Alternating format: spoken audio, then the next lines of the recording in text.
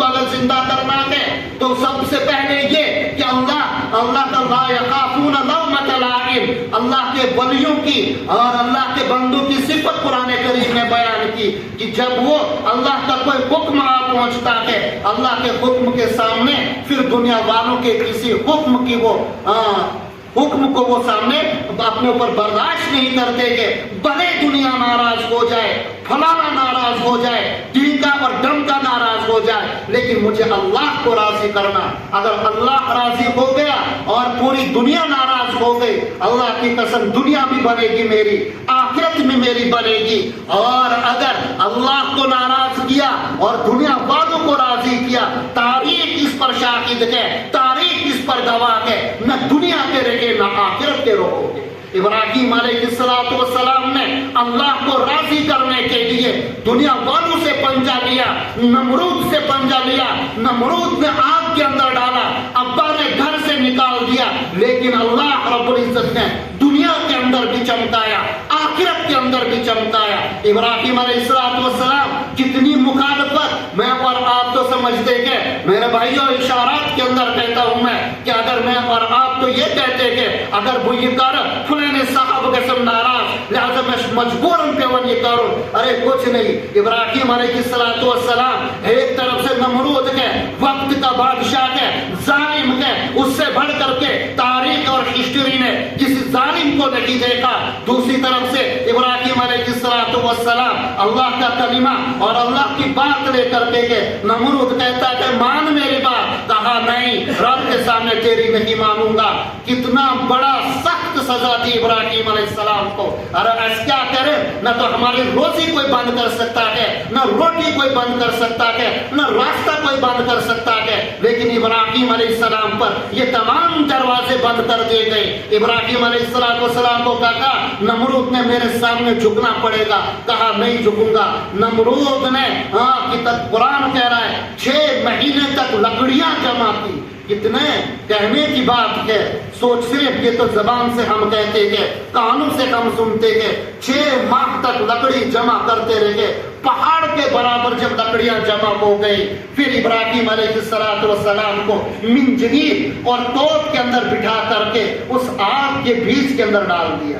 شکایتن اگر بکاریے پتہ میں گس کیے ابراہیم علیہ السلام کی اگر سنت کو میں اور آپ زندہ کر رہے ہیں، اس سنت کو زندہ کرنے کے لیے ہمیں میرے بھائیوں صرف قربانی نہیں، صرف خون بہانا نہیں، بلکہ اس کا بیک گراؤنڈ کہ اللہ کے دین کے لیے جو بھی کوئی تکلیف آ جائے، جو بھی کوئی پریشانی آ جائے، جو بھی کوئی دکھ درد آ جائے وہ قبول کروں گا، لیکن اللہ کا حکم نہیں چھوڑوں گا۔ یہ کہ اصل ابراہیم علیہ السلام کی سنت، یہ کہ اصل ابراہیم علیہ السلام کا طریقہ۔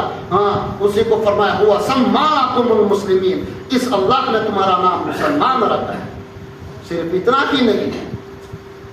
میں کہہ رہا تھا میں کہ بھائی ایمان نام کے، دین نام کے مکمل طور پر اسلام کے اندر داخل ہونے کا یہ نہیں مسجد کے اندر میں 5 وقت کا نمازی ہوں اور مسجد کے باہر میں کفریہ بات کو ہوں تو مجھے کوئی فرق نہیں پڑے گا، میں 5 وقت کا نمازی ہوں، میں حاجی بھی ہوں، میں داڑھی ٹوپی والا بھی ہوں، میں دھوکہ بھی دوں گا، میں جھوٹ بھی بولوں گا، جو مرضی ہے وہ کر لوں گا۔ کہا بابا یہ 5 وقت کی نماز آپ کو نہیں بچا سکتی ہے، نہیں بچا سکتی ہے۔ حقوق العباد کا اسلام کے اندر اتنا مقام ہے۔ آج کے اس وقت جو فی الحال حالات ہے، نبی رحمت صلی اللہ علیہ وسلم کا فرمان ایمان نام کس چیز کا ہے، متعدد مقامات پر المسلم من سلم المسلمون من لسانه ويده، وقال جرير بن طبری المسلم من سلم الناس من لسانه ويده، مسلمان وہ ہے جس کے ہاتھ اور زبان سے دیگر لوگ محفوظ رہے۔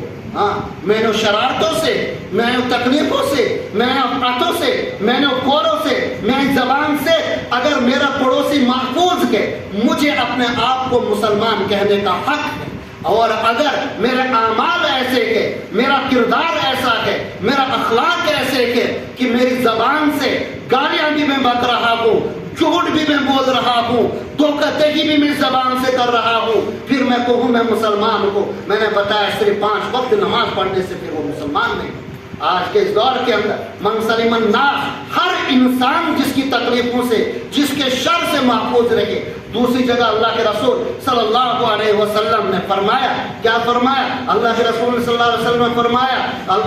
کہا یا رسول اللہ من ایمان، اللہ کے رسول ایمان کیا ہے؟ اللہ کے رسول واللہ لا یؤمن واللہ لا یؤمن واللہ لا یؤمن، 3 مرتبہ قیل من یا رسول اللہ، کہا ہے اللہ کے رسول کون مومن نہیں، کون ایمان والا نہیں؟ اللہ کے رسول نے 3 مرتبہ فرمایا وہ شخص ایمان والا نہیں، وہ شخص ایمان والا نہیں، وہ شخص ایمان والا نہیں۔ صحابہ نے عرض کیا یا رسول اللہ کون شخص ایمان والا نہیں؟ اللہ کے رسول نے فرمایا الذی لا یأمن جارہ بواہقہ، جس کا پڑوسی اس کی تکلیفوں سے، اس کے شر سے محفوظ نہیں ہے۔ اور پڑوسی یہ عام ہے، چاہے مسلمان کو چاہے غیر مسلم کو، اور المسلم من سلم الناس من لسانہ ویدہ، مسلمان وہ ہے جس کے ہاتھ اور زبان سے تمام لوگ محفوظ رکھے، وہ مسلمان ہے۔ سوچو ایک قربانی کر ہم اس کے اندر کیا اپنے غیر بھائیوں کا کتنا ہم اس کے اندر خیال رکھتے ہیں، کتنے ان کی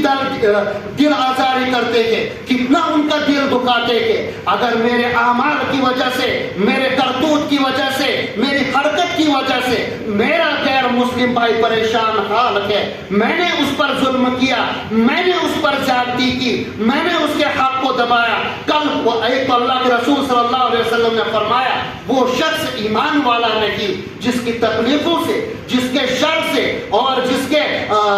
شر سے اس کا پڑوسی محفوظ نہیں۔ پڑوسی چاہے مسلمان ہو چاہے غیر مسلم ہو، اگر میرے شرور سے، میری تکلیفوں سے، میرے اعمال سے وہ غیر مسلم بھائی وہ محفوظ نہیں ہے، اللہ کی قسم مجھے اور آپ کو کوئی ایمان والا کہنے کا حق نہیں ہے۔ پھر اگر میں اب کتنی ہی قربانیاں کروں، کتنا ہی خون بہاؤں، لیکن پڑوسی کو اس سے تکلیف ہو رہی ہے، اس سے اس کو دکھ ہو رہا ہے۔ اللہ کے رسول صلی اللہ علیہ وسلم نے فرمایا کہ میں